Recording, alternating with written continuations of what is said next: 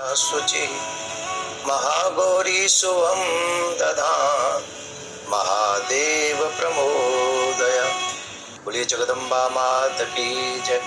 हम और आप सभी इस वीडियो में चर्चा करेंगे महागौरी के रूप की। महागौरी, इनके नाम से ही ये बात पता चलती है कि उनका वर्ण जो है वह बहुत ही श्रेष्ठ वर्ण है और उनका गौर वर्ण है। उनके उस वर्ण की उपमा, मतलब उस रंग की उपमा जिससे दी जाती है शंख, चंद्र और कुंद। चंद्रमा कितना उज्जवल होता है, उनकी प्रभा कैसी उज्जवल होती है, ठीक वैसे ही उनके रंग की शोभा उस चंद्रमा के जैसी उज्जवल है। महागौरी है अष्टवर्षा भवेत गौरी।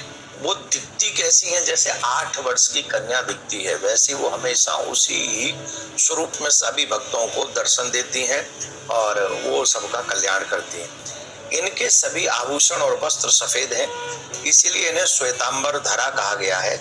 4 भुजाएं हैं, वह उनका वाहन वृषभ है, इसीलिए वृषारूढ़ा भी इनको कहा जाता है। इनके ऊपर वाला दाहिना हाथ अभय मुद्रा में तथा नीचे वाला हाथ त्रिशूल धारण किए हुए है।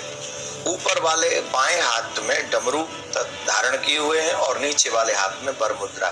एक बात ध्यान से सुन ले सभी सनातनी, देवी हो या देवता, सभी के हाथों में शस्त्र है।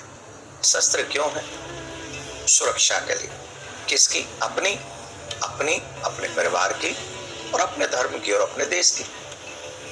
इसी के लिए शस्त्र की आवश्यकता होती है। अगर शस्त्र की आवश्यकता नहीं होती तो हमारे देश के सैनिक भी इतने बड़े शस्त्र कैसे रखते?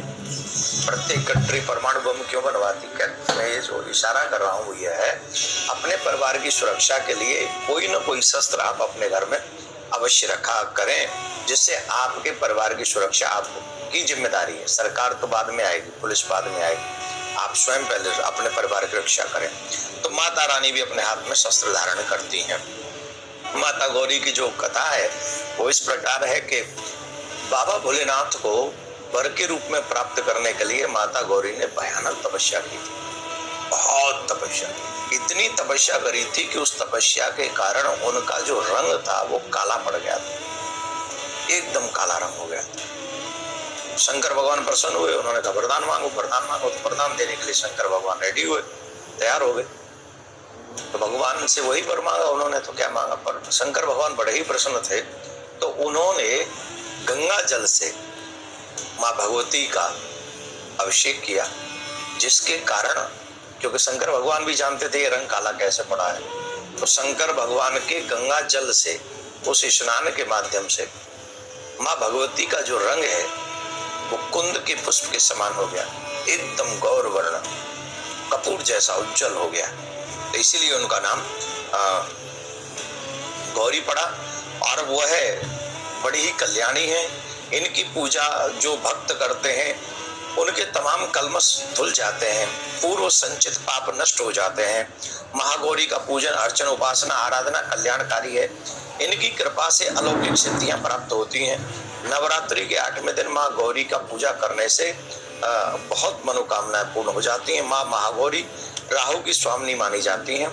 जिन जातकों की कुंडली में राहु की दशा गलत हो, उल्टी सीधी हो, या राहु उन्हें तंग कर रहा हो, तो उन्हें महागौरी का पूजन 8वें नवरात्रि के दिन अवश्य करना चाहिए।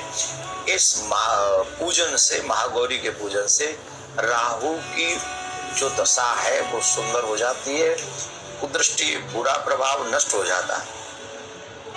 महागौरी को भोग किसका लगाए? तो नारियल का भोग उनको लगाएं, नारियल से बनी हुई मिठाइयों का भोग उनको लगाना चाहिए। दुर्गाष्टमी के दिन पूजा के समय महागौरी को पीले रंग का फूल भी चढ़ाना चाहिए। यह देवी अन्नपूर्णा भी कहलाई गई हैं। इनका पूजा करने से घर में धन और धान्य भरा रहता है। जिन पर इनकी कृपा हो जाती है वह कभी भी दरिद्री नहीं होते हैं।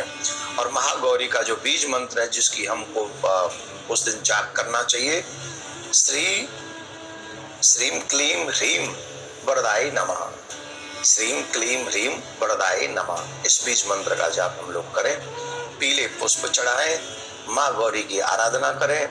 अपने बल और अपने बुद्धि के विकास के लिए भी हम ये कार्य कर सकते हैं। तो जिन जिन लोगों को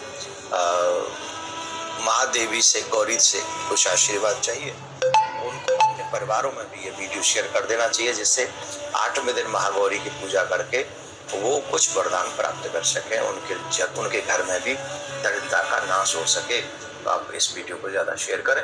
राधे राधे।